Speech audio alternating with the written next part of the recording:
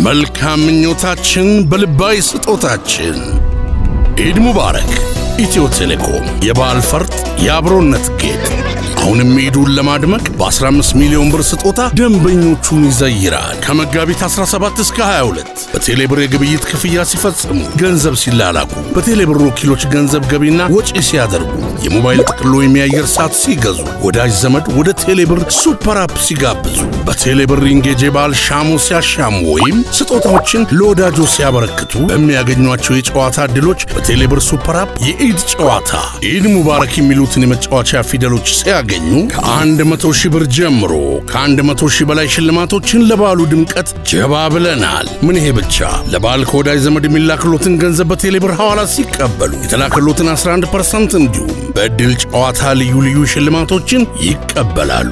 እንደ ልማዳችን ለደንበኞቻችን እስከ 20% ቅናሽ የተደረገባቸው ልዩ የኢድ አልፈጥር የሞባይል ጥቅሎችን ማዘጋጅተናል። ኢድ ሙባረክ ኢትዮ ቴሌኮም